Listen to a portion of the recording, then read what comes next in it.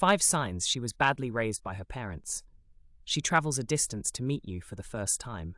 If a lady can pack her bags, hop on a bus, or jump on a plane to meet a man she barely knows, especially for the first time, that's not bravery. That's broken upbringing. A woman who was raised with strong values knows how to protect herself.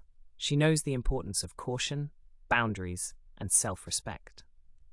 Her parents would have taught her that you don't go to meet a man until you know who he is, what he wants, and where he stands. They should have told her that you don't travel to meet a man until he has come to see you and your parents. In fact, in some strict homes, you don't even go out to spend time with a man, not to talk of traveling to visit a man you've not met before.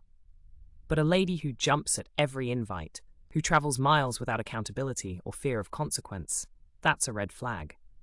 You didn't just meet a free-spirited woman, you met someone whose upbringing lacked guidance, covering, and restraint. She has an entitlement mentality. She believes you owe her something.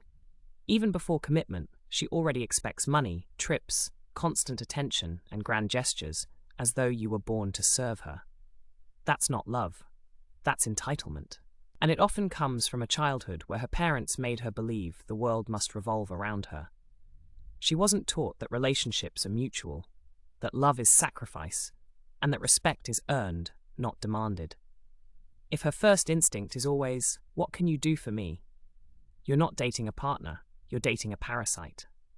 She agrees to cohabit with you without being married. When a lady moves into your house without marriage, understand one thing: she's either desperate, damaged, or dangerously naive. And none of that speaks well of her foundation. A woman with strong parental training would never place herself in a situation that strips her dignity, gives a man husband privileges without commitment, and exposes her emotionally and spiritually. Cohabitation is not a relationship milestone. It's a symptom of a broken value system, and when she jumps into your bed and your kitchen before you've honored her with your name, don't just blame her, ask what kind of upbringing allowed that. She can't handle constructive criticism. Correct her, and she becomes defensive. Give her feedback, and she cuts you off. Express how you feel, and she throws a tantrum. That's not maturity. That's emotional immaturity, rooted in poor parenting. A well-raised woman understands that correction is not rejection. She's been groomed to receive instruction with humility. She doesn't see everything as an attack. She knows that growth requires feedback. But when you meet a woman who cannot take correction, it means no one taught her how to be accountable. She was raised with comfort, not character. And if she's already allergic to truth in dating, imagine what marriage will look like, a lifetime of walking on eggshells. She's stubborn, disrespectful, and arrogant. This is the ultimate sign of poor parenting. She talks back at elders. She rolls her eyes when corrected. She uses words as weapons. She brags like she created herself. She sees submission as slavery and respect as weakness. That's not confidence, that's character failure. Stubbornness is not strength, disrespect is not independence, and arrogance is not class. Behind most of these traits is a girl who was either not disciplined, not corrected, or not loved properly. A woman who was raised well understands the power of humility. She doesn't act tough to feel important. She knows that femininity is not weakness. She respects others because she respects herself.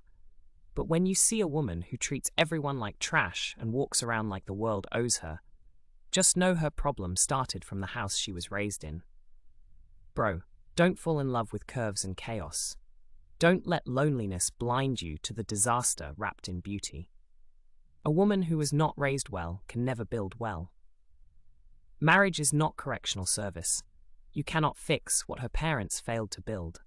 Before you commit to her smile, check her standards. Before you say "I do," ask yourself, was she groomed for peace or trained for drama?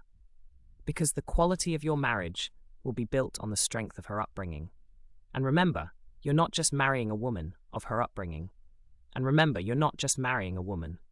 You're marrying her values, her training, and her foundation. Choose wisely.